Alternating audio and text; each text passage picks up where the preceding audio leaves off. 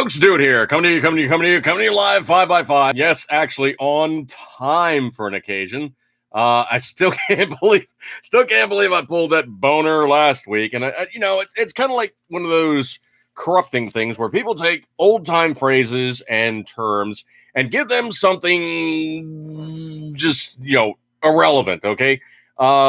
Truthfully, it could be said. Hang on a second here. Let me get out of oh crap. Yeah, let me do something real fast here. Okay. I'm trying to keep myself honest. Hang on one second here. Okay, give me 1 second here. I'm cheating like crazy here. And it's one of those things where I kind of drive myself crazy. I have like an incognito window open and I forget about it. And then I'm like, oh, dude, I really wanted to know the difference between. Yeah, so that's literally what I had to do is I had basically to close an incognito window, save the search parameters that I was utilizing because the brain pan ain't exactly great for storage facilities. And I don't put everything in my phone. Okay, it's wide awake. Go back to sleep. I don't put everything in my phone, but it is a storage medium. But I normally do not do that, okay? I'm not one of these guys that's like, oh, I must have my whole world on the cloud. No. Okay, that's just asking for problems, asking for trouble, and just begging somebody to come back and just I got this one, sound guy.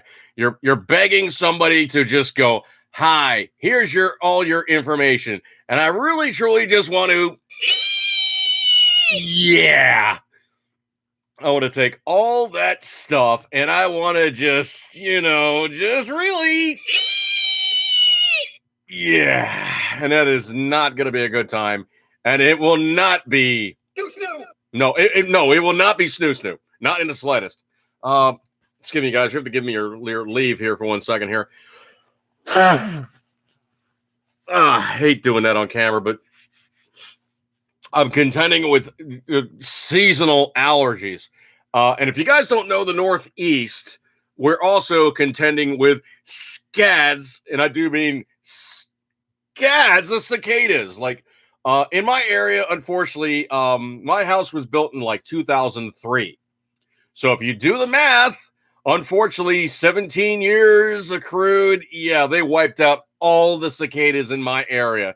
Now, driving around the Baltimore Beltway, also known as I-695, I'm driving along, and all of a sudden it's like, and they're going bonkers on the offsides in areas that are native virgin, shall I say. Maybe not exactly completely virginal, but virgin and untouched by human hands to the degree that the bugs are still underground and just sucking on them plant roots and sucking on my plant juice for the 17 years when they pop out and make a big show of things. And right now it is cicada crazy, and we're just getting into the beginnings of it. So I figure within about another 2 weeks or so, we are going to be up to our guts in just like scads of cicadas bouncing off of cars and landing on you and crawling around everywhere. And I mean, they're not a harmful bug, but they are big, they are ugly, and they're just like, and they really don't fly good, okay? That's putting it specifically. They basically pop out of the ground, find a really pretty good time, and it could be had that they pretty much just they find each other and they get down and dirty and they make more. Okay, that's really well they really do is they pretty much have a good time together and they make more cicadas. Now the cicadas basically crawl back into the ground, burrow down, find a tree root, and chink, and then start slurping away for like the next 17 years. Then they pop out again and then proceed to simply just repeat the process. They really don't do anything harmful. They don't even have mouths. Okay, they basically pop out of the ground as fueled up as they're going to get. Basically fly around, reproduce, or get impregnated to reproduce, make a bunch more, and then just dead. That's really all they really truly do.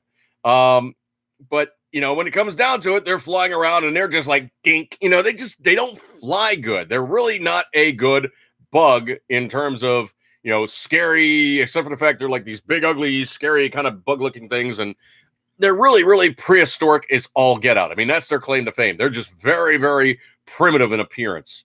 They're really not harmful, and pretty much it's just a case of they're just flying around bouncing off of stuff. Let me look at the chat room here. Everybody coming in the room. Appreciate you guys hanging out with me tonight. I got some people in the room. I got some people out of the room. You guys hanging out with me tonight. I give you a kind appreciation. And Beetlejuice, live 5x5. Appreciate you guys hanging out with me tonight. I know you got many other alternatives, and you guys decided to hang out with me, and I appreciate your kind attentions. So looking in the room, we got Patriot Fever and Callie Shotgun Libertarian. I guess, Callie, your elbow's back to snuff and you're back to work and whatnot. Oh, no. Going to be coming down with lockjaw. 3 years behind on the shot. Won't get a small tear from... No, dude. You're pretty much fine in terms of tetanus. I haven't had a tetanus shot forever. And I cannot tell you how many times I've nicked, scratched, cut myself, and all kinds of nasty, icky steel and what have yous. And I really haven't gotten a booster. Yeah, so good luck on that one, dude. Hopefully everything works out okay. So Callie's now saying, how's it been with me, dude? Well, I'm still doing doodly items and nothing crazy. But, it is what it is. And I shall foster these things, which I do. No, pretty much I've just been doing Uber and Lyft. And then there's the side gig that I work with a couple of bands. And I am a secondary band tech. So I help tear down and set up one band. And I'm a secondary assistant sound tech. So I help set up and tear down on another band. Essentially, I'm really just an overclass roadie. I mean, that's really what all it comes down to being. But I'm not like, ingesting like tons and tons and tons of like, substances and drinking like a fish. And then, hanging out with all the girls that, all the groupies that didn't quite make it with the band. I do have some misadventures. Like I had a really, really like older drunk Italian chick, like pretty much like, firmly attached to me. And I think she was thinking like, we were probably hopefully going to get something going on. And I was like, that's nice. And she's like, doing what dance? I was like, no, I don't dance. I'm like trying to perform duties here, standing on the side of the stage and kind of in case something really glitches up with the band. Usually I'll see something's jacking up and I'm on the stage addressing the problem. Other times, now that I have a better quality phone, I'm shooting videos that I'm posting over on Facebook to show band performances, okay? Most of the time, I'm looking to put out fires and I'm trying to do stuff to keep, things moving around and doing, like, in that linear travel of beginning to end and performance and trying to make it as smooth as possible. And a lot of that stuff is very, very subliminal. Like, the audience doesn't catch it. Like, the band member might, like, throw me a side glance or something, and I kind of have to read what he's talking about, like, just by eyeballing it. Like, there was one occasion where the drummer is, like, screaming my name, and I got earplugs in, okay? I'm rocking a set of the military silicone earplugs to try to knock down the sound volume because I already got a sound loss. I don't need more hearing to go bye-bye because I'm listening to loud music for 2 or 3 hours. So, the drummer's yelling at me. And I run over and I adjust something. Like one of the mics is like flipped off of like correct, lineup. Like every time a drummer is playing the drums, there's usually a microphone clamped on the side of the drum because the drums are loud, but they're not quite loud enough to project all the way to the back of the room through the sound system. So there's a microphone to pick up the drummer physically playing the drum. Well, in this occasion, the microphone basically just flipped over on its mount, was like kind of flopping around, and the drummer is trying to get my attention. And I'm off side of the stage, and he's still like about 30 feet away, and I still heard him. So he was really bawling for attention. So I ran over there real quick, adjusted it, and apparently it didn't hold. So I ran over there real quick with some life-saving implement, also known as slash unslash air quotes gaffer tape. And usually what we use is we don't jack around, man. We get the good stuff. Usually we get Gorilla Tape. So that stuff is on like Donkey Kong. And it does not let go. So the second time that microphone flopped around like that, he was screaming for me. I ran over there real quick, basically slapped the piece on there, made sure that the microphone was secured. It wasn't like spinning around anymore. Now, in the course of playing drums, there's a lot of vibration. There's a lot of things shaking around. Of course, drum stands are not fixated. Absolutely true. Anytime you're seeing people playing drums, things are moving around. So it's literally everything's bouncing around to some degree. And, most of the time in the perspective, which the audience is, you really don't see it good. But if you're on top of the drums, they actually do move around quite a bit.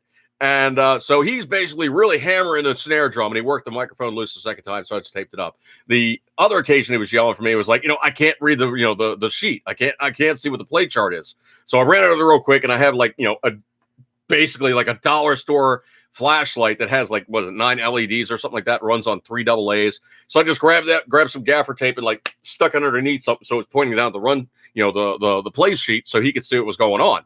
So that was a couple occasions where, I'm putting out fires. Another time the lead singer's he's going, and I'm like, what are you talking about? He's like, he's motioning like this and he's saying something. Finally, I read his words. He was saying tape, and he needed me to stick something on a piece of tape.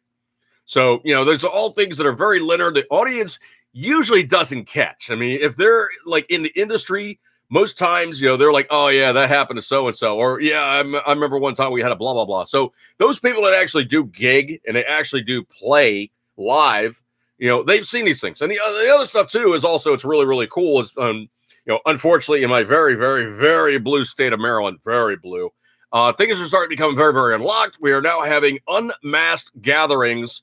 And we actually had a capacity crowd at this place, and everybody was really stoked. I mean, if you want to get perfectly honest, I'll put it in perspective. These people were partying so hard that by about, I'm going to say honestly, by about 12:30ish or so, they were done. Okay, they were pretty much so partied out that they were peaking early. And I tend to think that they were really kind of they were riding that ragged edge of yeah, they were really, really close to just blasting off right then and there. And it's safe to say that if they'd had a couple more drinks, fatality. Oh, most definitely, dude. They just would have been completely laying on the ground and just. Yeah, they would have been doing nothing, dude. They would have been completely just done. All right, they would have been completely done. And safe to say that the performance itself went relatively well. There was some initial hiccups trying to get the sound equipment set up, and I'll tell you what, the sound guy, and I know the sound guy. I've known the sound guy, informally since the early aughts. Yeah, the early aughts. I think probably about 2002, 2003. I might have seen the guy, something like that. Yeah, like early aughts. I've actually known the guy since that time, and very professional, kind of intense personality. So you kind of really have to you have to know the guy, and then you really, really have to know the guy. So good stuff like that there, and we are ready to cock, lock, rock, and roll, and. It basically did a good performance. It was a good show. The video's posted up. Everybody had a really, really good time. So, coming out from underneath the ethers of all this just incorporated stupidity, we are now seeing things improving greatly. And it seems like every performance that we put out, the crowd volume is growing. I mean, I remember an outside show we did a couple weeks ago, and the place where we performed, it was about 2/3 capacity. This time, this place was full. Patriot Fever, you're making a remark about what's happening in Oz. Yes, I am going to make a notice on that one. I do have a news story. I will get into that a little later. And yeah, it's nice. The live performance stuff is coming back. So we're now incorporating all that good stuff. And yeah, we'll be doing a lot more performances. So, there's also one small problem is, well, the female lead is, how shall we say, she's a little bit, how do I say this? No,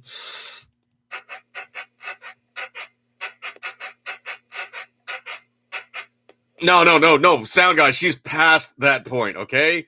She is about ready to go into labor in about another month, okay? So she did the first set in one of the other performances, and she was hard out of the gate. Basically, everything was going good. And then she just kind of, it just didn't work. Well, okay, what it sounded like exactly was she was doing the show. And, yeah, I'm tending to think that pretty much the kid was inside was like, oh, this looks like your liver. Oh, this like something I'll have to... Yeah, I'll just have to. Yeah, there's your liver. Let's see. Whoa, what's this over here? Oh, it's your kidneys. Yeah, and I think probably he looked at another angle, was like, yeah. So anyway, she got to the second set and just was like, not doing it, not doing it. Very nauseous, just falling out. We completely understand. She'd been soldiering on for like almost 8 months of pregnancy. She's been doing like live performances, and they're not easy sets either. I mean, it's like the first set's like hour and a half. So that's like steady song after song after song after song. Something's got to give. Okay. So we completely understand. So we're going to be doing a couple of months off with that band, and she will get her stuff together, poop out the kid, and of course, then recover from the process of pooping out the kid. And hopefully everything will be good on that one. And we'll be doing some live performances coming up, I think, in August. So we'll have to check out. Hopefully things work out on that one and move out smartly. All right. So anyway, let's see.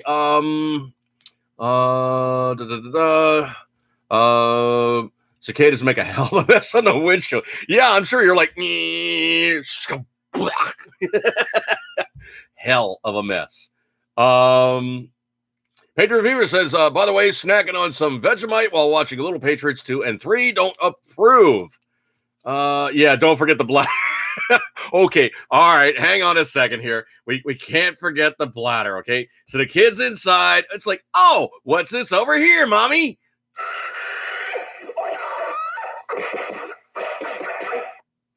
Yeah, I think at that point she was like, tap it out. Done. Until we hit the spew date. No. Okay, so let's get an honest appraisal here. Patriot Fever, I don't know if you posted up a video just yet about the Vegemite, but I did ship him some. Actually, got there very quick. I'm very surprised. What is your opinion there of Vegemite? So I'll wait for him to give him a response in the room, and I will jump on over to a news story. So let's just go over here real fast, and I will cheat like crazy and hopefully find what I'm looking for. So give me 1 second here. This is a soundbite that's a little obscure, but yeah, here we go.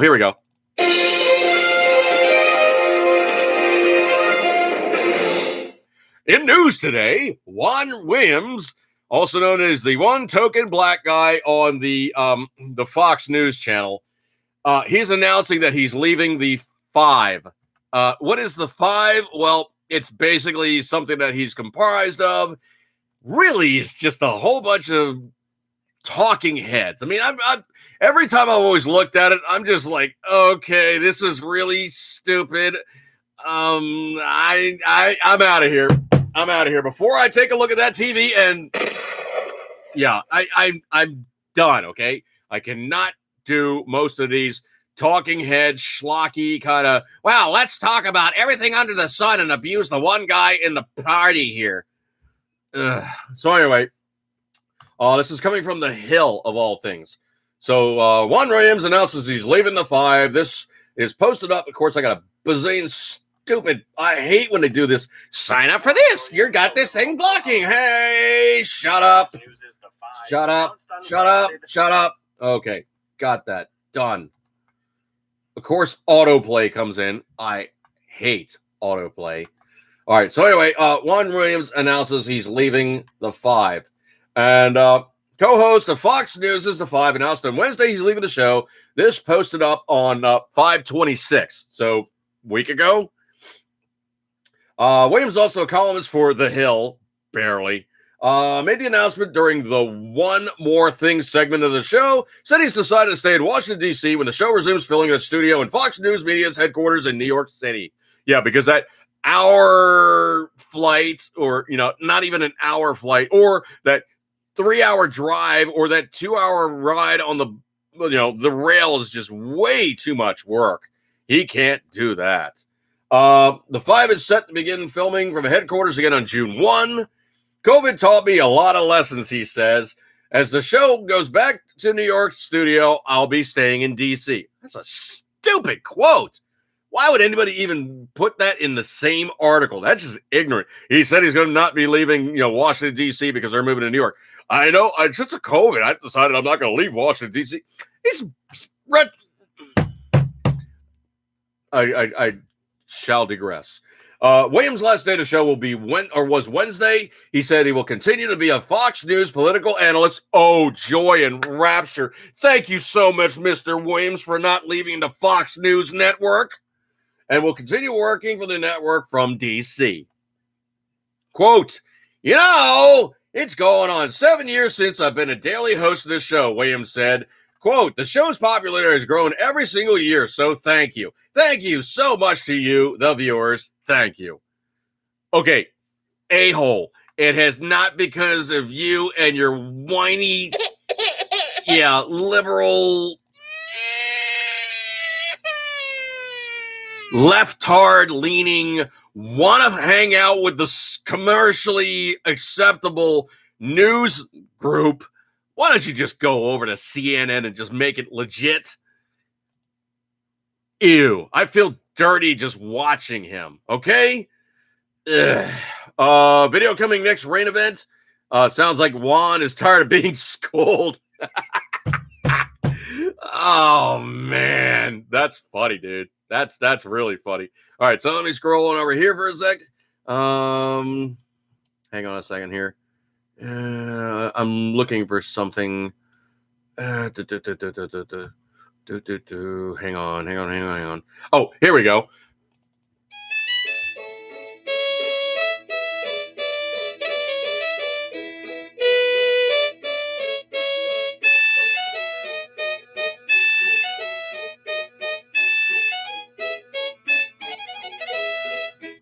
Okay, so with the snooty music properly played, I now can do a tasting, as it were.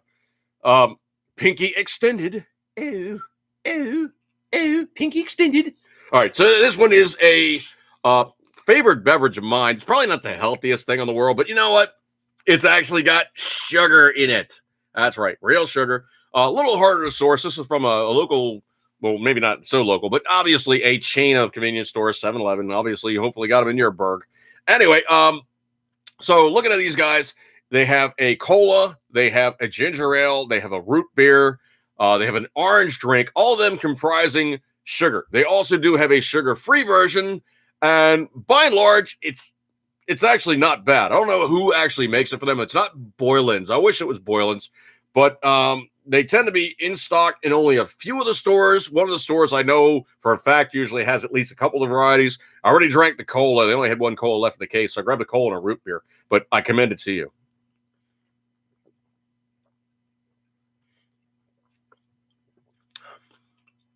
To my palate, it tastes maybe a cross between A&W and maybe a little bit of Barks, but it's more A&W.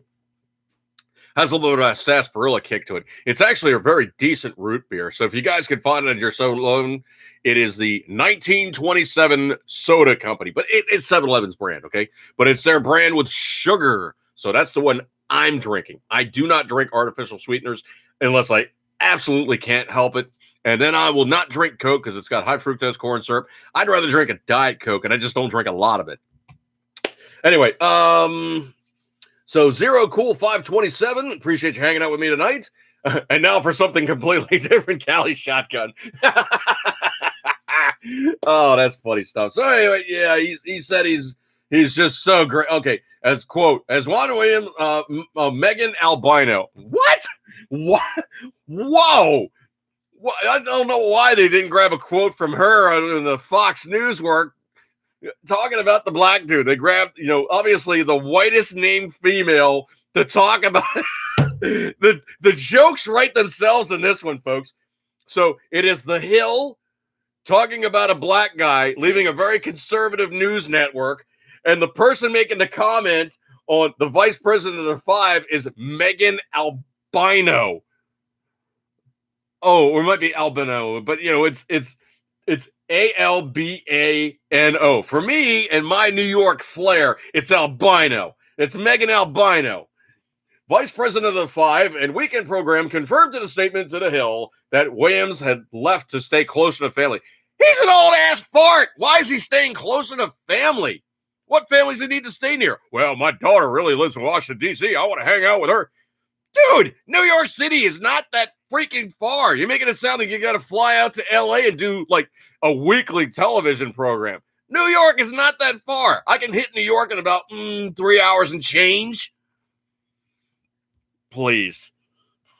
Quote, as Juan Williams announced on the air today, he will be leaving the Five to live in Washington, D.C. full time. We are incredibly grateful for his commitment to the show and its success over the last several years, Albino said. I'm just going to call her Albino. Okay, let's put this in completely truthful expression here. He was the token black guy on a conservative talk show on a conservative network. He was the dissenting view. Truthfully, he was a person who talked out of his ass most times, and he proceeded to just get raped. I mean, like others had said in the room, he proceeded to just get raped. There is no other way to simply say it. Every time he came in here and started spouting some stupidity. Uh-oh, retard alert. Retard alert, class. That's literally, that was the alarm bells going off in my head. Was, of course, he was over there going, well, let me tell you the dissenting view from the token black guy perspective. Wow.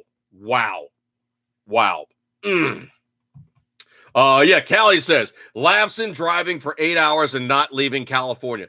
Dude, you got to remember, like, literally, he lives in a state that's like 2/3 the length of the United States going into Mexico.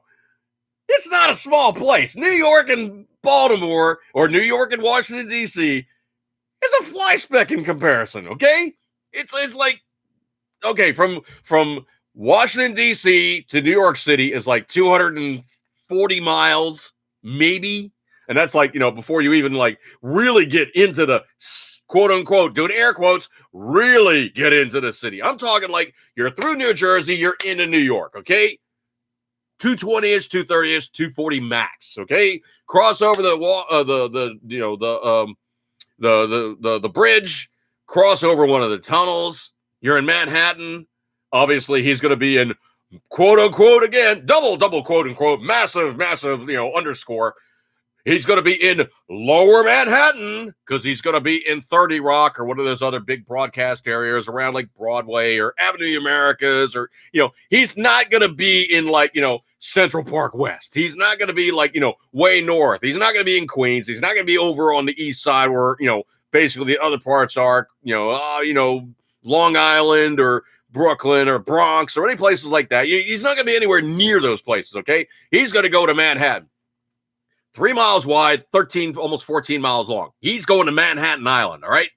That is his place of, just complete and total, you got job security here, guy. Yeah, Kelly says 700 miles plus down the long axis. Dude, it's like driving the length of Florida and going out to the Keys, okay? You're going from like Georgia all the way on down, all right? It's a long-ass road. All right, so anyway, see, scrolly. Get out of this because I need a palate cleanser. I feel dirty after talking about Juan.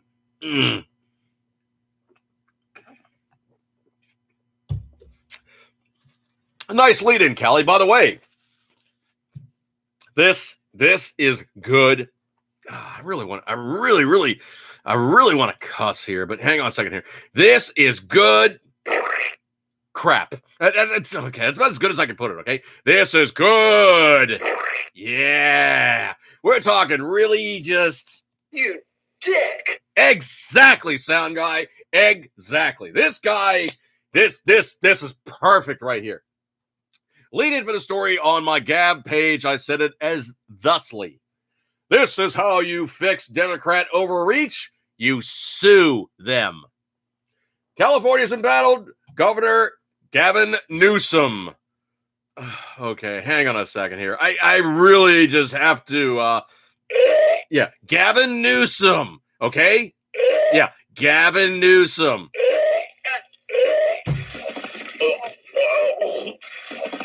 I made sound guy sick. You see, Gavin Newsom, okay?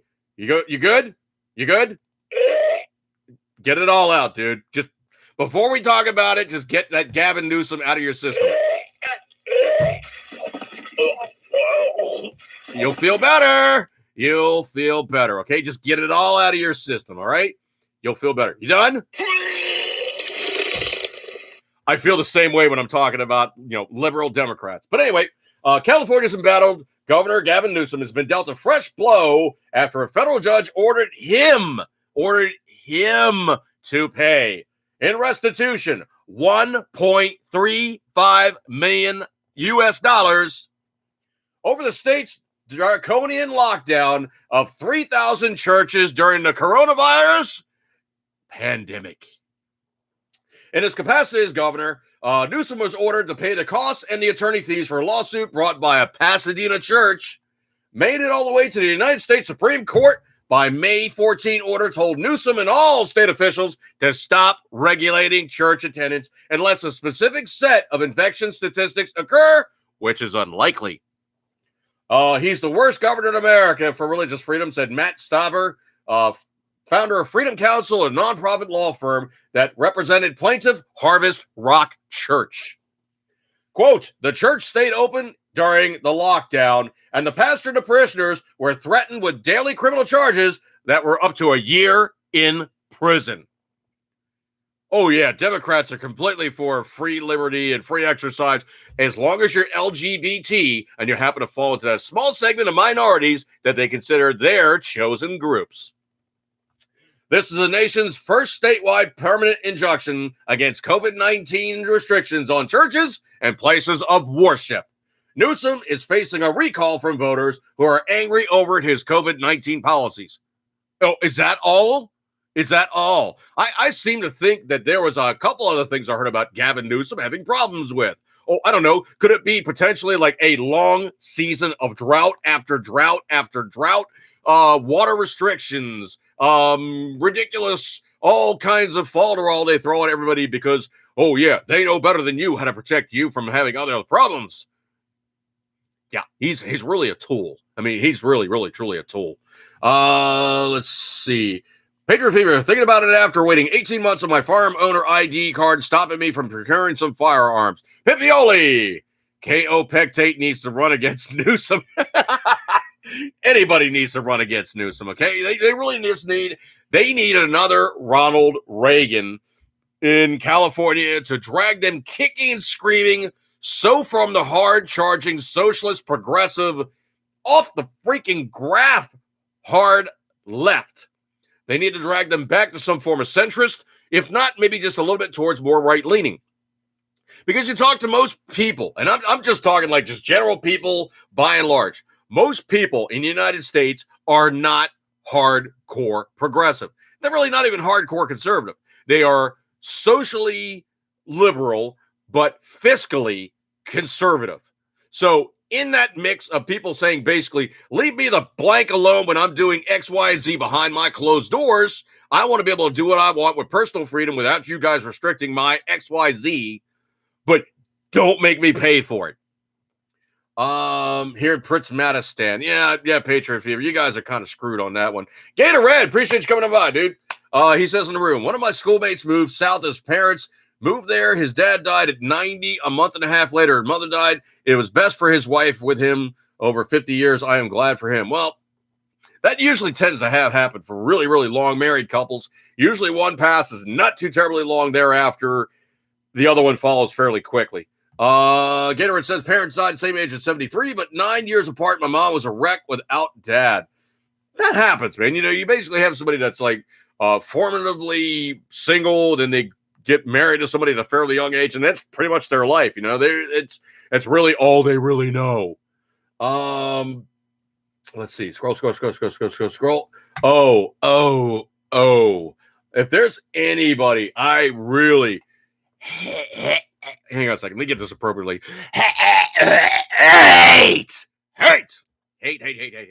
Hate with a venom, might I say. The Chicago mayor, Lori Whitefoot, also known as Beetlejuice.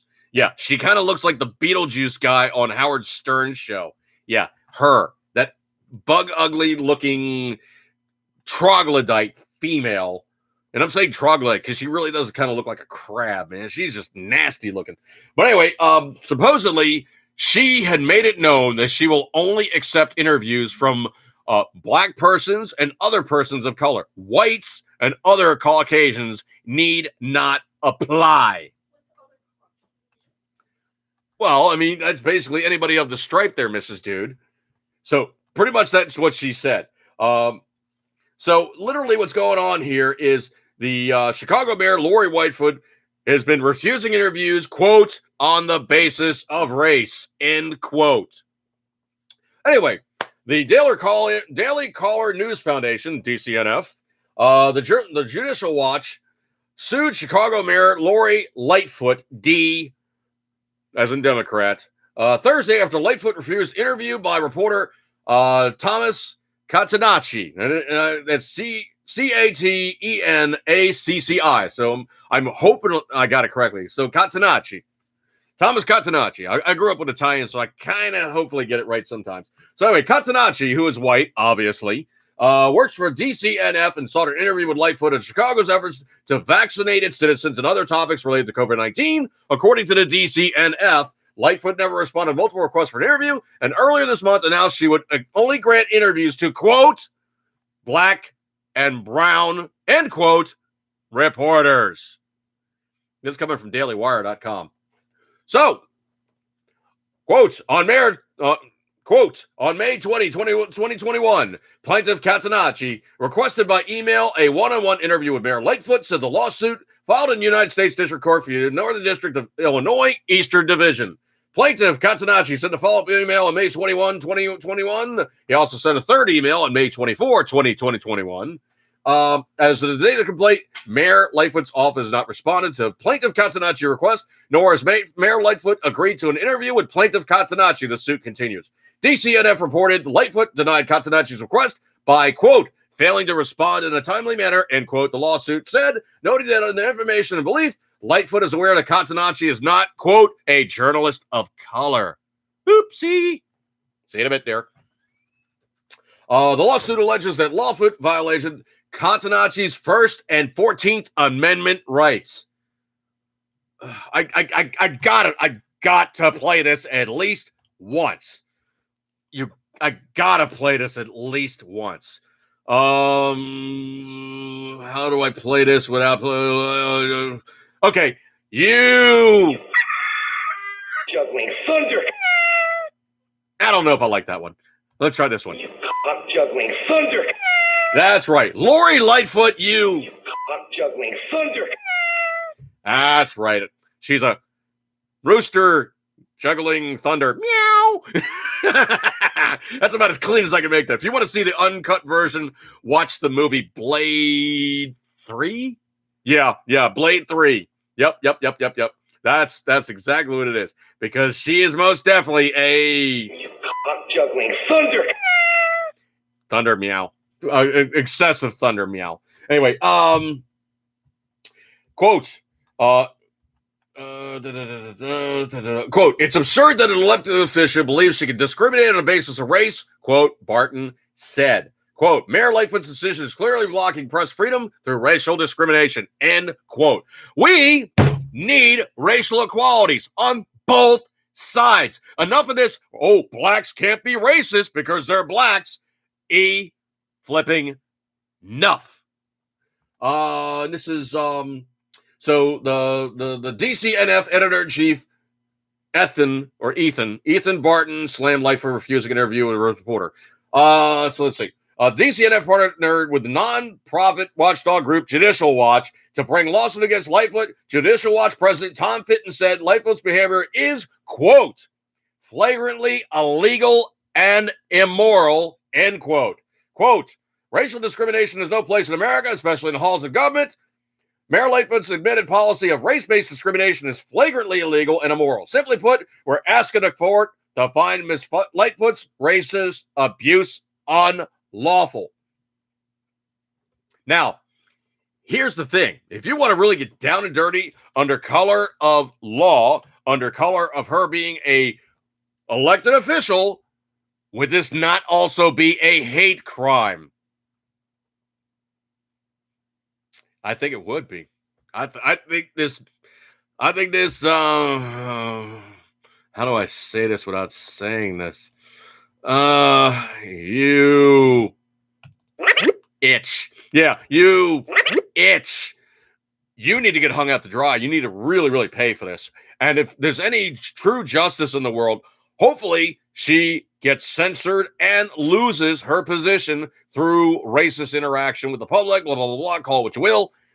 I don't care how many people voted for her. If you start playing this kind of, oh, I'm only representing some of the people, that is not cool because not everybody in that area, which she is the mayor, happens to be white. It just ain't going to happen, dude. Sorry.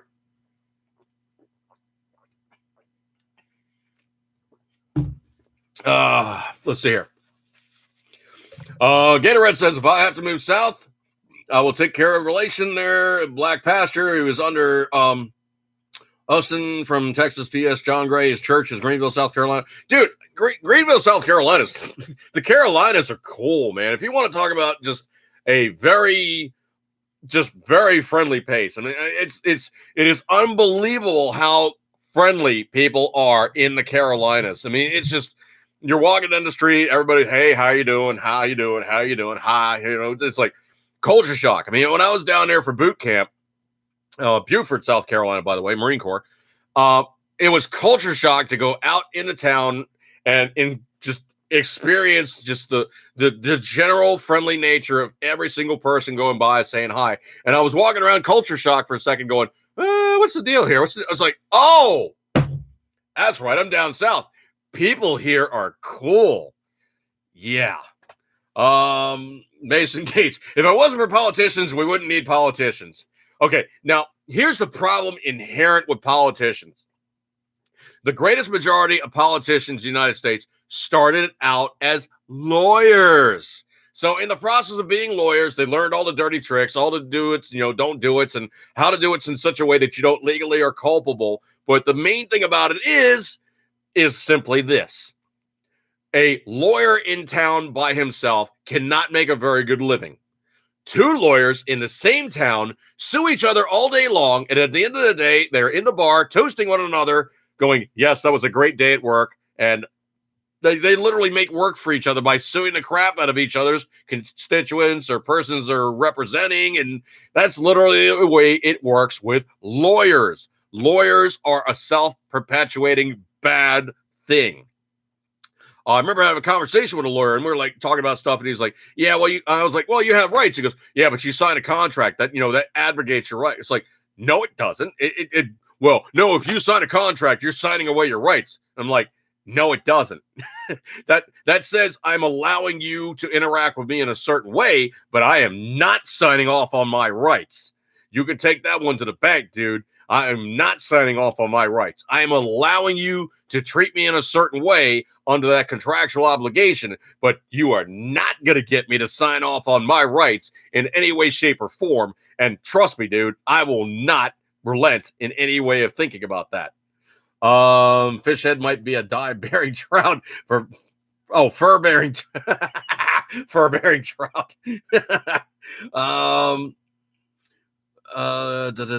Patriot Fever. You're stuck in an elevator with a bear and a tiger and a lawyer. You got a shotgun and 2 shells. What do you do?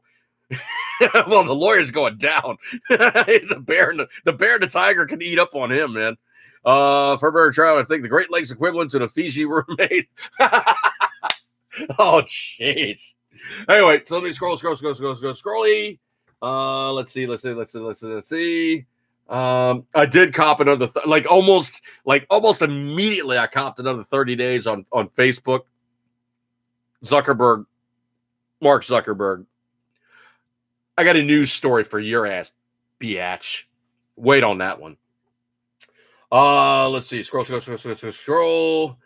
Oh, this is a cute COVID virus news story. This one's coming from newsbreak.com.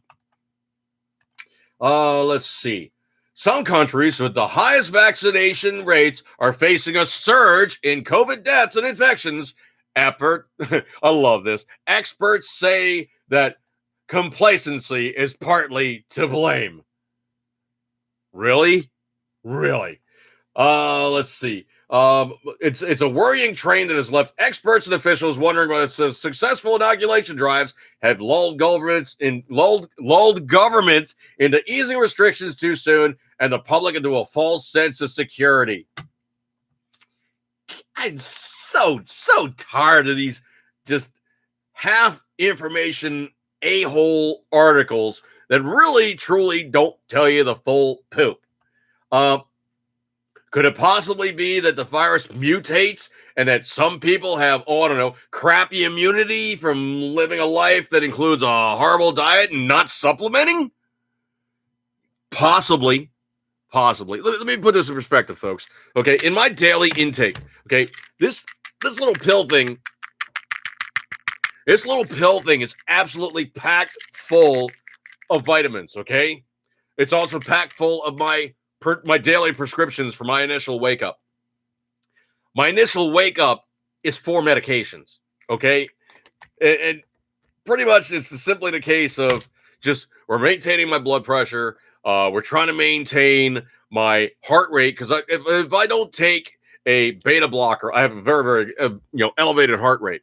And obviously, I have blood pressure issues. But using those meds, I'm good. And that was the other thing too, is also I'm on 2 blood thinners, but one of them is just over the counter. So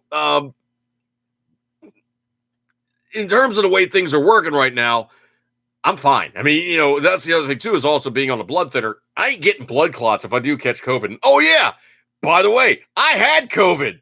Pretty much for me, it was like a flu with like some really wicked high fever, night sweats. That was it. Okay. A lot of coughing, hacking up crap, whatnot. Sense of smell went down by half. It's pretty much back now. But it wasn't this, Black Death, you take this stuff into your body and you're done. It wasn't like that at all, okay? So this whole raging episode about, you have to be vaccinated or you're going to contract COVID. It's like, dude, contracting COVID is actually how your body goes, yeah, this is now something I got to fight. A lot of people have contended with, and are now immune from COVID and showed 0 symptoms. These are the people with actually good immune systems. I fought it off in about a week and change.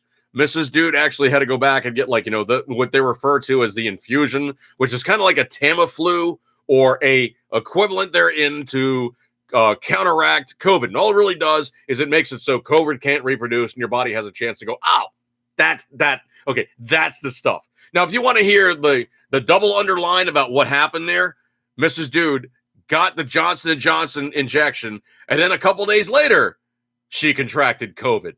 Okay, so if you want to get down and dirty about what this stuff actually does and who it does it to, anybody that's under the age of 30 usually gets it, and they don't even know they got it. Most people in my age group, we get it, we go through it, it's no big deal. People that are older, and I do mean people that are older, people that have immunity issues, people that have secondary problems, and that's the other thing too, is all these people that are in the old age homes that were keeling over. Okay, dude's been fighting cancer for 20 years. He's got COPD. He's got all these other ailments and whatnot. You read a Christmas list of everything wrong with the guy. Oh yeah, COVID killed him. Dude, he was on the edge of the cliff, hanging by like one toenail, and somebody just said, "Oh, you got COVID." That's literally all it was. It was that final little push that put him over the edge, and he was probably about 9/10 dead already. So you can't say COVID killed him. COVID was merely the domino that started the rest of the chain falling. Patriot Fever. You shoot the lawyer twice to make sure he is gone. Jeez. Curious Entertainment. I like to line them up before I shot him. For a shot at him was too expensive. Heard that the case of bird flu in the human has now been confirmed. Dude, that's literally the way it works. Bird to pig to us. So you get variants therein, and there's diseases that birds can. If you are a person with birds, you always, and I do mean it's one of these things you always have to be like secondary in the back of your head. Birds, like pet birds, like parrots, parakeets, cockatiels, lovebirds, all those guys that basically you let crawl all over you, and the people are kissing them and whatnot. You can contract salmonella from a bird. Okay, so it's not like you can't catch diseases from birds. That's nothing new under the sun. I mean, there's been bazillions of diseases that are transferred from animal to human. It's not that big a stretch. It merely is just one variant that's finally been mutated enough that somebody can go, oh, hey, how you doing, Birdie? And they get it, okay? You have to remember the very inherently simple thing about viruses. A virus is not a living organism. You have DNA to describe every component, attribute, and all these rest of the physical attributes that make you, you. A virus is really, okay, if you want to break it down, here we go. A virus essentially really is like a thumb drive. That's really all it's doing is just going boop, nope, boop, nope, boop, nope, boop, nope, boop. Oh, I have a connection. Hey, let me transfer some information. So that's literally what the virus is doing, is it's getting into your body and it's encountering healthy cells. Once it's gotten to the healthy cell and it's able to latch on and transfer the information that it has and corrupt the cell, that cell then blows up and spreads that information to all the other cells that are now affected, which spread it all around to all the other cells, which are now spreading it around. And that's been going on forever. That's literally how stuff works. In your body, you have white cells, you have T cells, you have other immunological devices that contend with these guys and go, oh no, I know what this is, and eats it.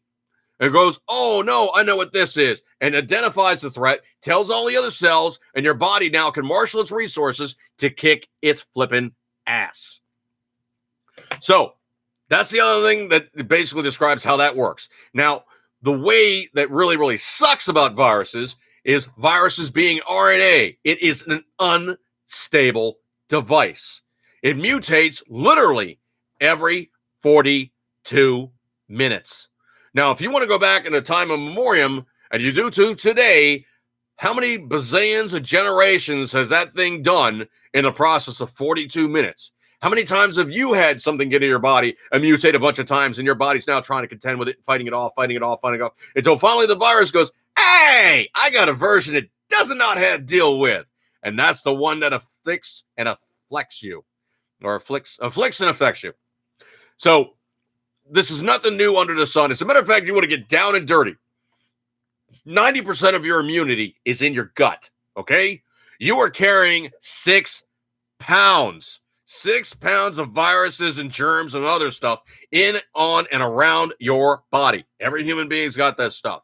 We are basically from germs and viruses. So there's nothing new under the sun here. It's just stuff that is finally figuring out a way to contend, deal with, and infect human beings.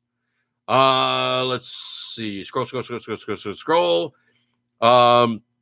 Vietnam announced they discovered a new strain of COVID-2. Well, okay, world population of 7 billion people. Every 42 minutes in that person's body is a new version of COVID. Hey, do you think eventually it's going to figure out how to plug in and jack into somebody else? Or it might just figure out how to plug in and jack into you? Yeah, that's the problem with the virus. Let's see. Patriot Fever would just nuke the place. Take care. Nuke it from space, man. It's the only way to be sure. Jeez. Unless they're in New York. I have autoimmune issues and beat it in 11 days, Cali Shotgun says. Dude, yeah, if you have a even somewhat effective immune system, you will beat its ass. The virus needs the vaccine in very few cases. So this blanket stuff everybody with this immunity crap that's from outside sourcing is not such a good thing. Herd immunity is way more effective than anybody's vaccine. And you can see what the case is right there. There's 2 very good examples. The common cold and the flu, influenza, used to kill everybody who contracted it.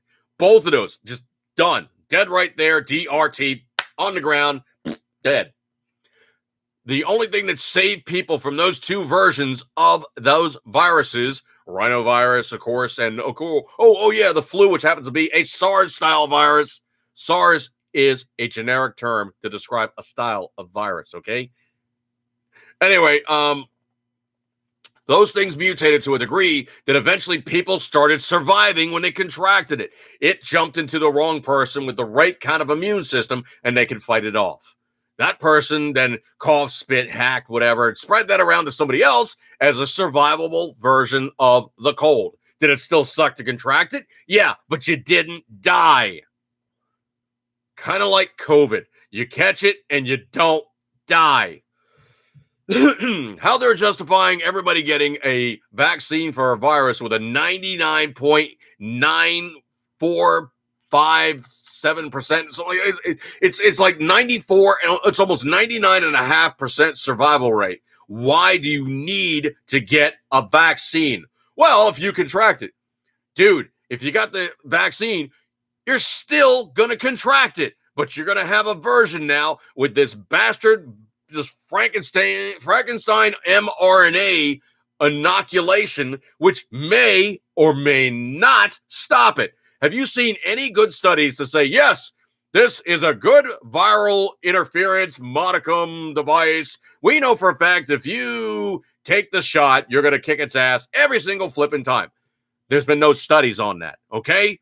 Nobody knows for sure about it's 99.9% effective. Oh, it's 95% effective. Oh, it's only 85% effective. How do you know unless you've done a long time study on these vaccines against all the versions of COVID over a long period of time? Last time I looked, COVID has only been around for about, not even 2 years. Most of the time they do a drug study. And this is mandated by the FDA. It's mandated by the federal government. It's mandated under, pretty much anybody. That's why they gave this thing an emergency approval, because an emergency approval does not require all these studies.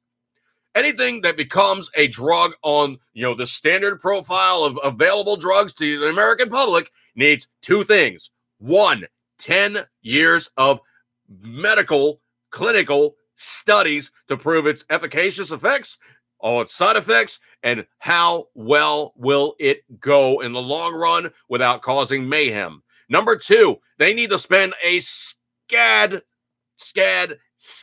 ton of money in its research to make sure that it is safe. So neither of these two things have been done for the COVID vaccines. Pfizer, Moderna, and all the rest of these stupid things. None of these mRNA vaccines have had those clinical trials. Oh, well, we've been experimenting on this since SARS back in 2009 or whatever it was. No, you haven't been experimenting on the COVID vaccine. That's the difference. Let's see. Scroll. Let me get back to the room here real quick. Donna Rosie, appreciate you coming in the room, dude. Appreciate you coming on by. Let's see. I have a cure for COVID. Taco Bell and Johnny Walker. Okay. No. Jack Daniels, damn it. If you're going to do that kind of stuff, Jack Daniels. There is nothing that survives Jack Daniels.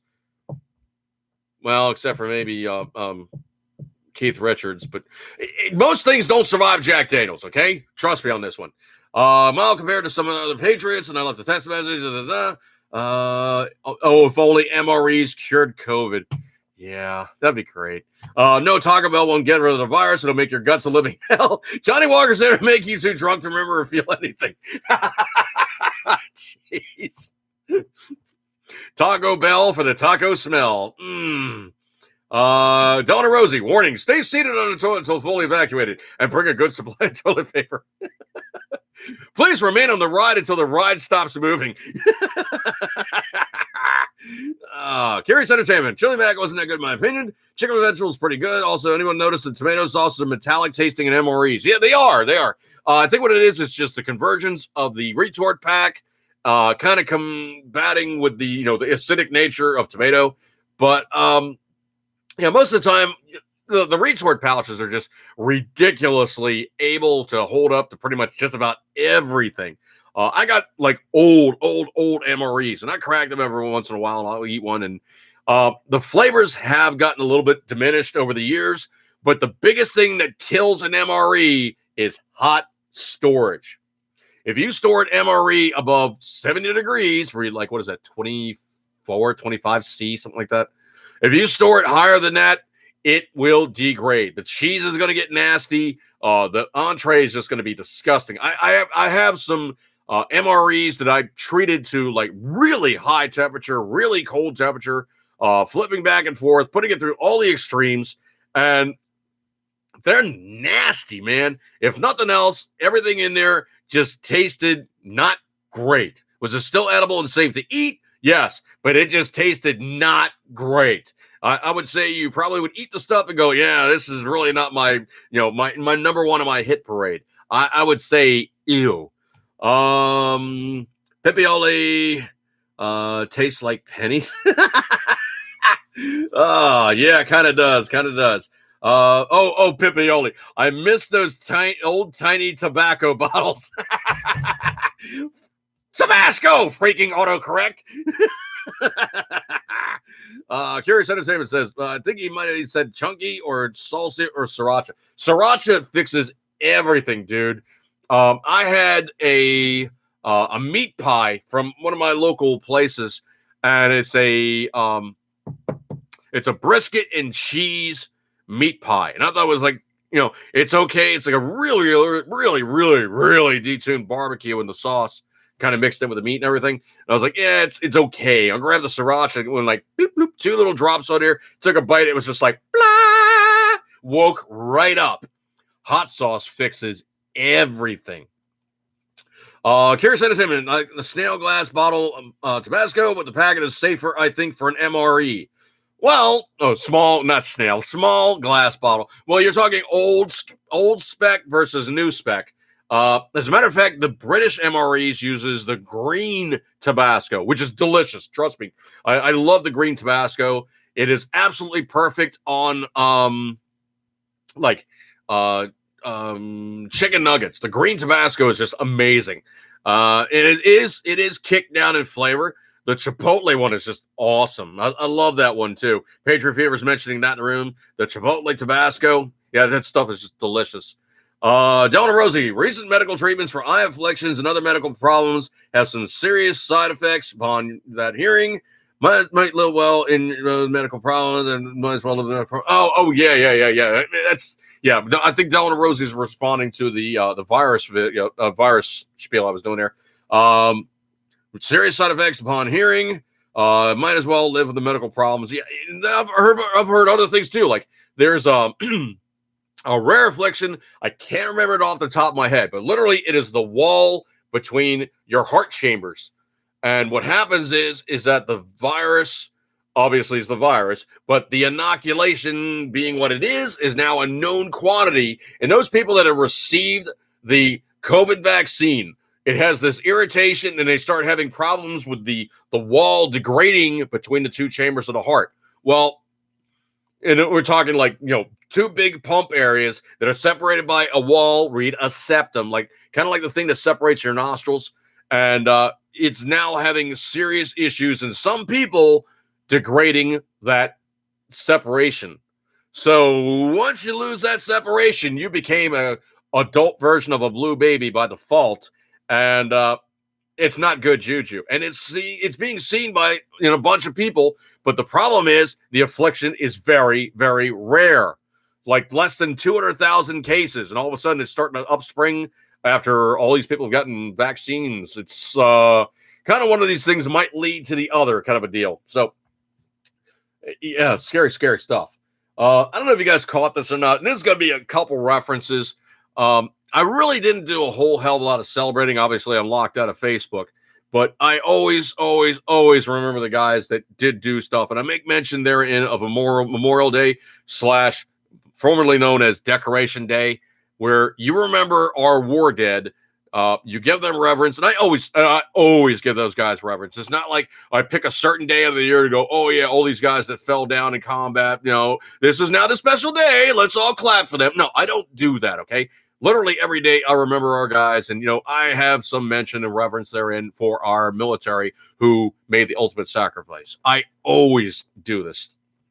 Google, on the other hand, they pull out some obscure, hey, this girl invented, ass scratching the 1700s with, some kind of broom handle. And they always make like the Google page have like some obscure graphic reference to some skank who you've never heard of, some other egghead who's just some corruptible piece of social debris that they're like, oh, we read about this in college once. This person's amazing. It's like, no, they're not. They're just somebody that you guys think give, some amazing reference to some obscure tangent that you guys think that, intellectually drives you to look like good leftards.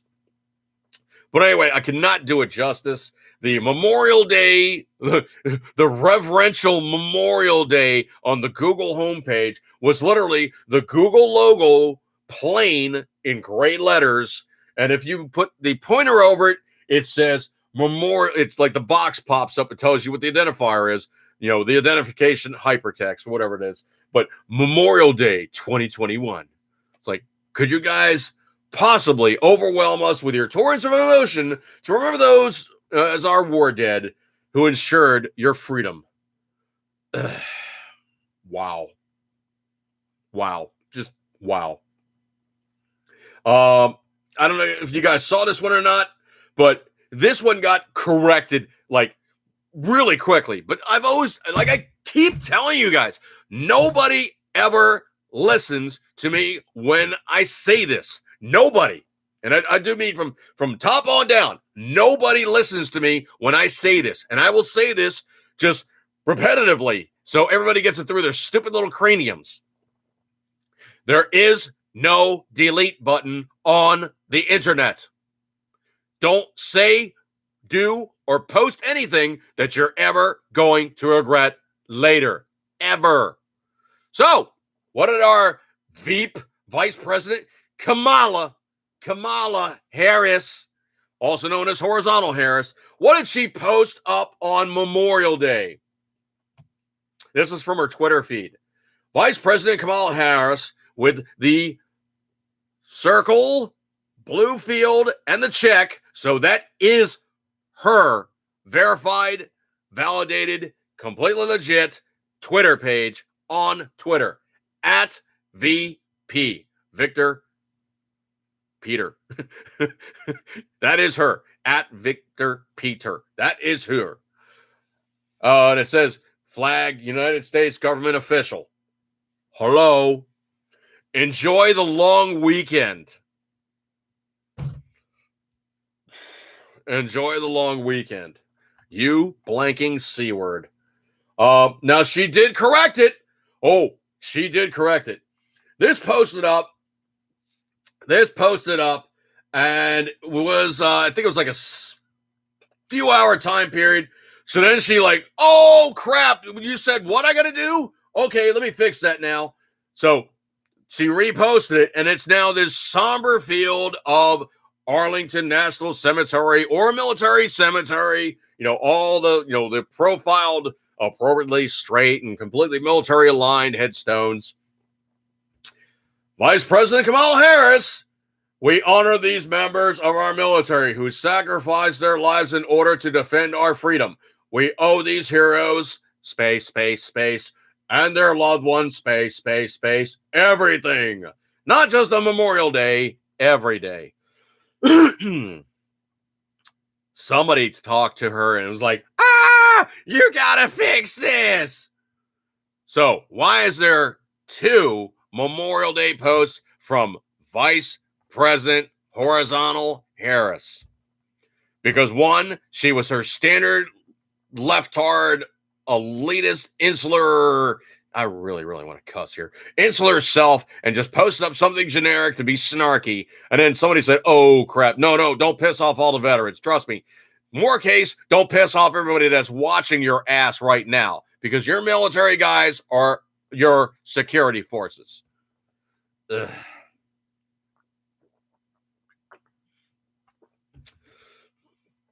Mrs. Patriot says, damn. Miss Patriot says, no more cream cheese for Vegemite. Patriot Fears also says, now people are auditing Dominion machines are dropping like flies. They're either going to fix it or, things are going to have happen. Donna Rosie says $100 says, Civil War 2.0 would break out if they did. Well, they did do that. It was out there. It got screen capped. It got shared. So, like I said, don't do these things on the internet unless you really, truly want somebody to hold it over your head later. Dealer, we're losing the peace, so Civil War might be the only option, unfortunately. Well, here's the biggest problem with Civil War, and this is one I always say generically. The problem with Civil War is you let the genie out of the bottle, okay? You then start popping off everybody that you can find with a opposing bumper sticker on their car. And trust me, I don't see, even in my blue ass state of Maryland, I do not see opposing bumper stickers, and I sometimes still see Trump stickers. Okay, so nobody is really wanting to admit, yeah, I voted for Biden. They really don't do that. Okay, there's only been like maybe, and you got to remember, I drive for a living, so I'm on the road a lot. I have only seen a scant few Biden-Harris bumper stickers, okay? And most of the time, they're being driven by somebody who literally drives like this.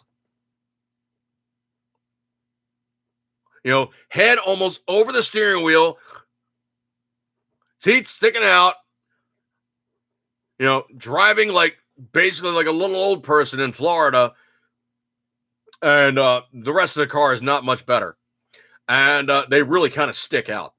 But those people are the only ones I really see driving around with a Biden-Harris sticker on their car still. If there was ever that many. I tend to think that there's now a gross quantity of people in the population that are going, yeah, if I'd known better, I don't know if I would have voted for him. 17% of the voters said that already. 17% of Biden-Harris voters have already said, if I knew honestly what was going on with him and her, I wouldn't have voted for him. Well, here's the problem. If you avail yourself of the news media that is not going to give you the whole picture, guess what? You're not going to get the whole picture. I don't know if you guys caught this one or not, but supposedly the placing of the wreath on the unknown soldier, supposedly Biden did it. He kind of they have this picture of him kind of looking very, very studiously down at the floral arrangement, arms, hands crossed. Okay, Joe, remember, left hand over right hand. Make sure that you look very reverential the time that you're doing it. I got to say, he looks more like, Jeff Dunham's Walter right there than he does somebody presidential going, yes, I'm honoring the troops. Thank you for, he almost looks like he's trying to keep from squeezing out a deuce. It really, really is what it's looking like. Let's see.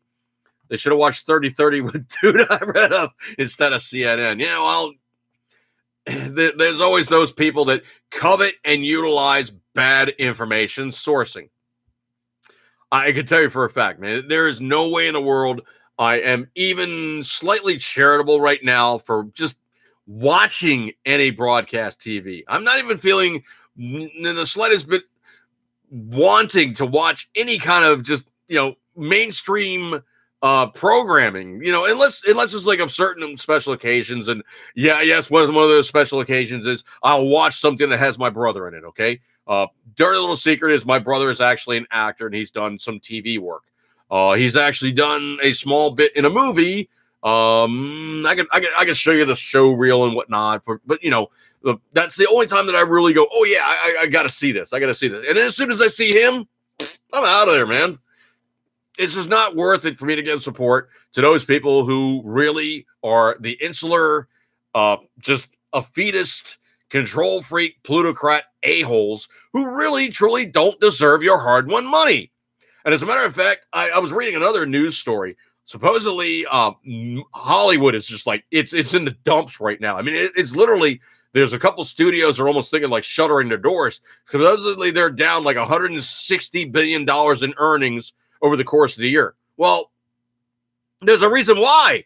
If you keep putting out left-tard leaning dreck that nobody wants to watch, guess what? Nobody's going to watch anything that you produce. And no matter what you put out there, people are just going to go, yeah, I'm not going to watch it in the movie theater. And there's this whole thing about like Arnold Schwarzenegger and like a couple of the other screaming memes like, yeah, come back to the theaters and watch the movies. You have to watch the movies on the big screen. No, I'm not going to do it, dude. Not even feeling charitable to it. There's no movie out right now or in the immediate future or in any version of any, I don't care what it is, Marvel movies. I'd rather watch it on the small screen because the best part about watching a movie at home is 1, you have a pause button. 2, you can eat what you want to eat. 3, you're not going broke doing it. And 4, when you want to take a leak, you don't miss the best part of the movie. Done. Okay, there's also a big 5. If you've eaten the wrong thing, you needed to drop a deuce, you're safe. You're not going, I just missed half the movie because I had to take a power squeeze. Yeah. Yeah. Let's see. Delano Rosie had to laugh hard as hell when Biden voters supported him in exchange for college tuition forgiveness, got duped big time when Biden told him he wouldn't dump their debts on the American public. Oh, dude, if you want to talk about how joyous that was for me, as soon as he said that, I was just like, hey, guys, how's it feel to get... Yeah, that's right. The whole time he was talking, all you were hearing was, Come on, squeal. But I pooped from there.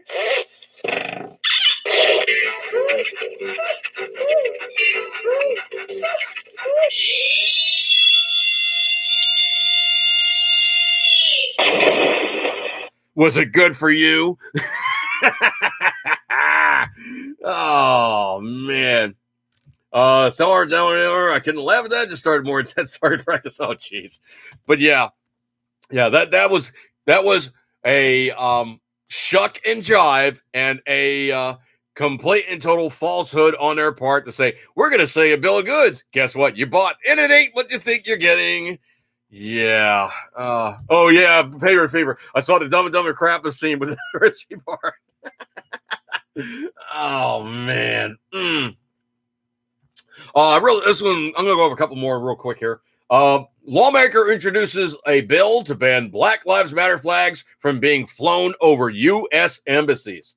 Wow, this one's also from the Daily Wire, and you got to think about it like this: they're a domestic terrorist organization. They are not a nation state. They have no business flying over any federal building whatsoever. Private, that is their choice.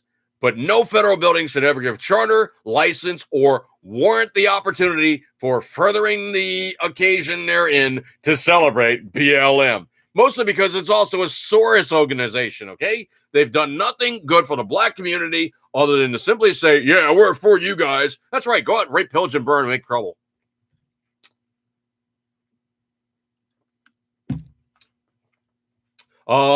This one coming in from the Daily Wire. Written by Ryan Saavedra. 2 A's. Saavedra. This one posted up May 30, 2021. Several U.S. lawmakers introduced a bill last week to ban the federal government from being able to fly divisive it ain't divisive, okay? It's racist and divisive. Divisive Black Lives flags and Black Lives Matter flags at U.S. embassies overseas, which comes after the Biden administration recently issued a directive authorizing the embassies to do just that. Really? Really? You cannot give authorization on that because the standards and practices on an embassy's flags are as this. You fly the United States flag the highest. You fly the foster country for the embassy half or one flag width under that, I believe it is. But you fly those two correctly as such.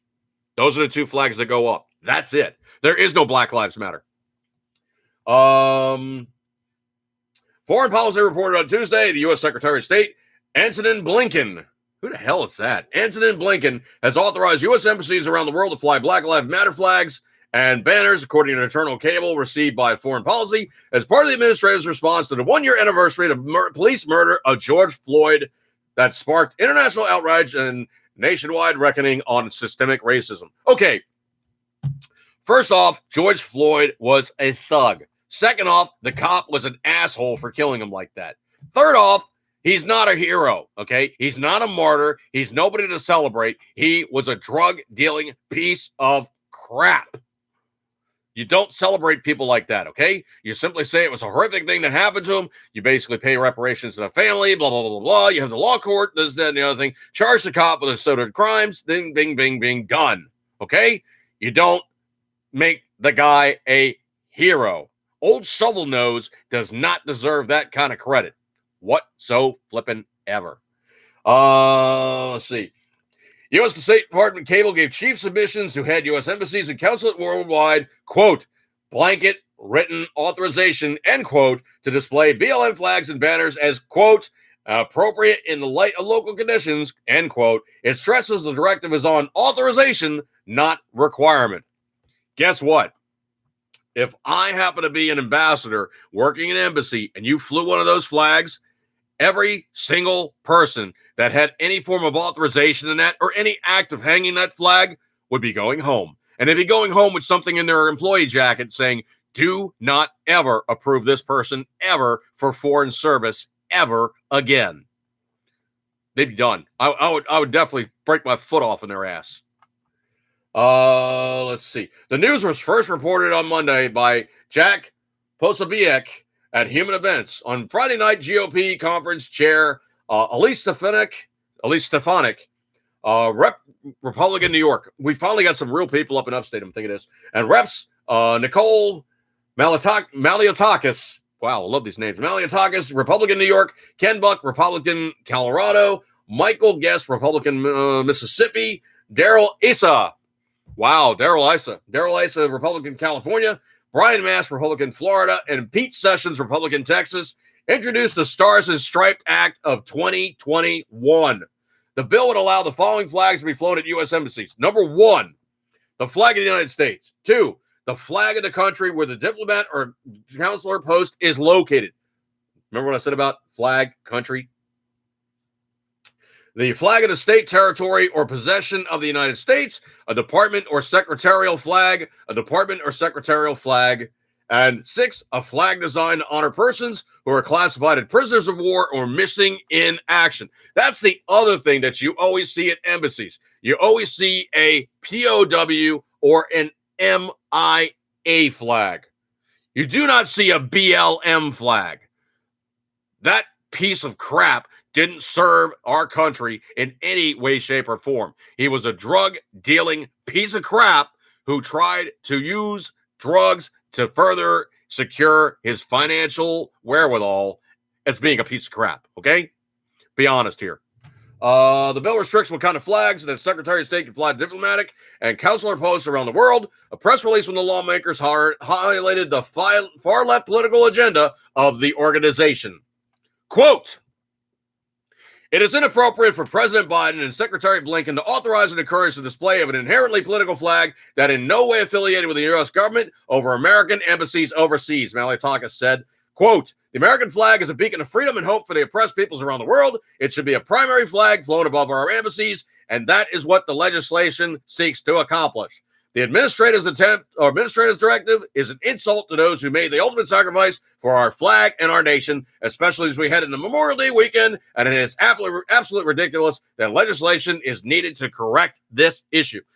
You're dealing with Democrats, okay? You're dealing with a brain-numbed moron who really didn't show himself as any good thing to the public.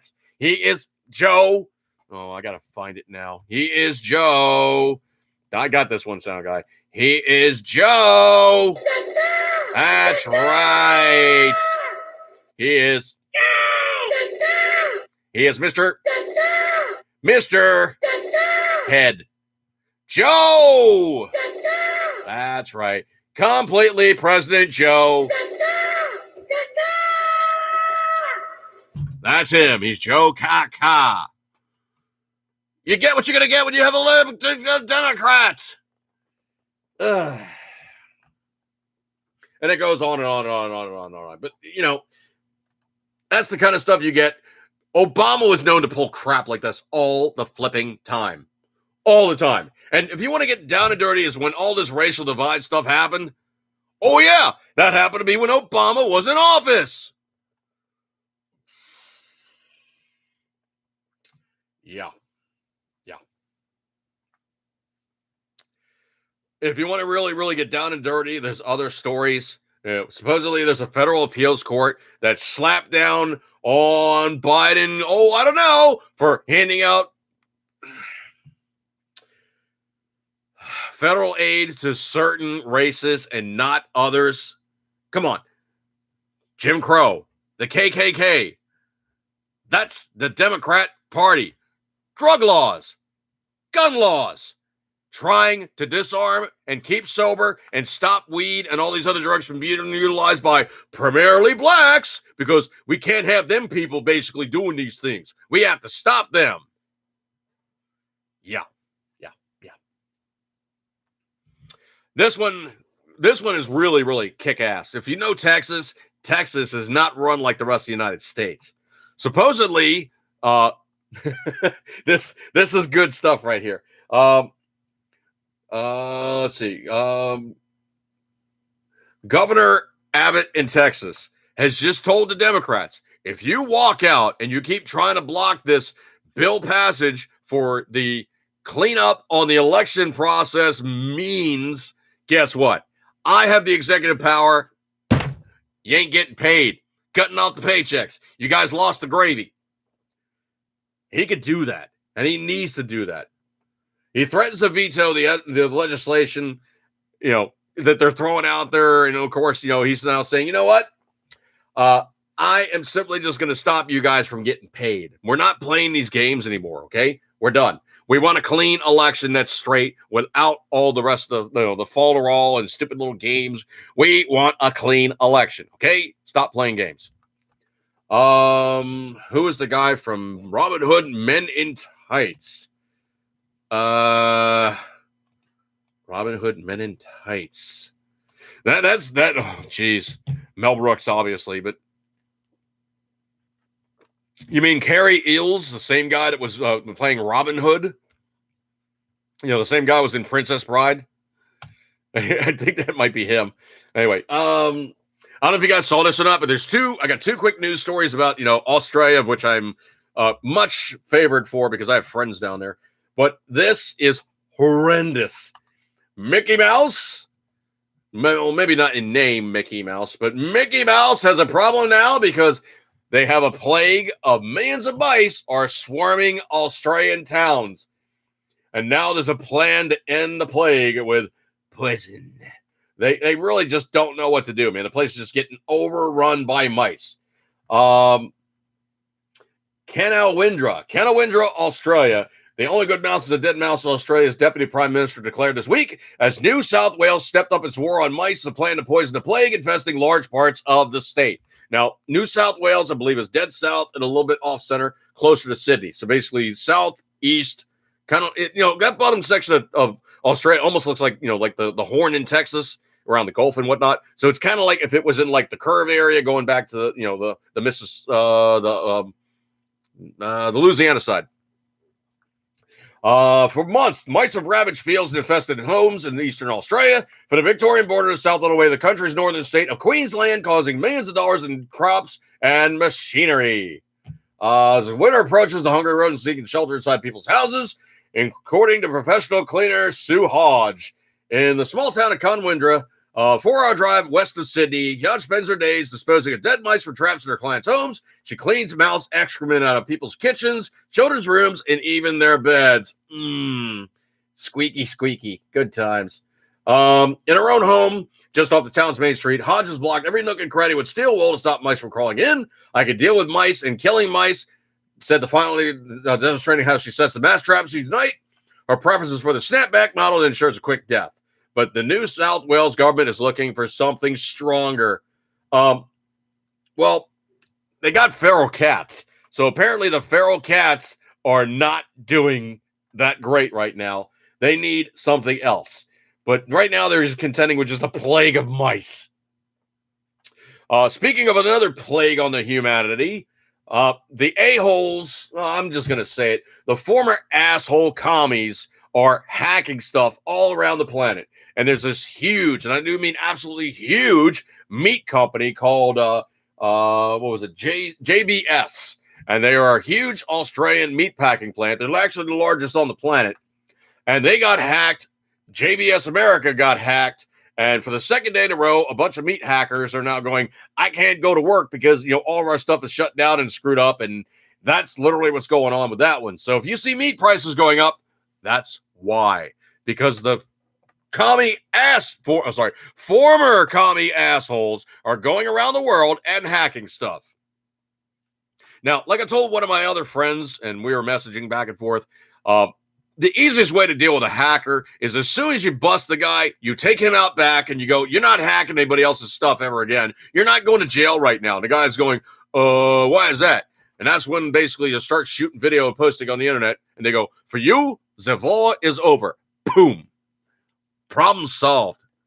You start taking these guys out and you execute them as terrorists I guarantee you, they're going to find out real quick it is not profitable to die in the process of jacking with somebody else's stuff around the world via the internet.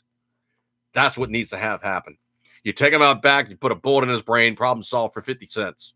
Well, $1 now with ammo prices being what it is. Problem solved. I have little respect, if not no respect, for hackers. And they are a scourge on the American and worldwide public at all. All right, folks, we come up on the 10 o'clock time period, 10:30 time o'clock time period. Appreciate you guys hanging out with me. I know you got many other places. Still waiting for things to pop up again on Around the Cabin. Rich is doing some stuff. Of course, on Facebook, I am currently writing a 30-day because that's tradition. I mean, I can't stay off Facebook more than, 5-6 days without getting another 30. That's just how you work, okay? That's how I work. I'm still on Gab, so, gab.com, so gab.com/dude jerky 80s. That's going to be my daily updates and all the stuff I'm posting. Keeps my mind fresh by putting stuff on there as opposed to stuff in here. Less mess, less muss. Anyway, appreciate your kind attention. You guys hang out with me. I know you got many other places to go. You guys decided to hang out with me. And of course, like I said, I'm on the Gab. I'm on Facebook, but we're not doing anything right now. Twitter, 80spcc. Twitter is just such a crap show. It's just really not worth going on Twitter anymore, man. It really, really is just not fun. It never really was fun, but now it's really, really not fun. So I'm going to bring with those folks. I appreciate your kind attention, and then I'll catch you guys next week. Might post up something else. I still got to do the build stuff. I know I just picked up some more goodies. I got some more PCs, okay? I got some more PCs. I know I got to post up, the what would do build. Unfortunately, I do still have my heart addiction on stuff. This, of course, is another H-bar scope Tasco. This one is a obscure, and I do mean really obscure, early 70s, something like that, Japanese scope with a federal ordinance Leatherwood style scope. Man, I couldn't resist this thing on eBay. I got it bad, folks, and I got too much crap now, but oh well. If I don't do it, who will? So I'm gonna bring up this one, folks. Eat good, keep tendering as always, you know it, you love it. Appreciate your kind attention. Catch you guys next week. And like I usually say, good stuff like that there. So catch you guys next time, and I appreciate you guys hanging out with me, and I'll catch you later. See you guys. Oh, where's the button?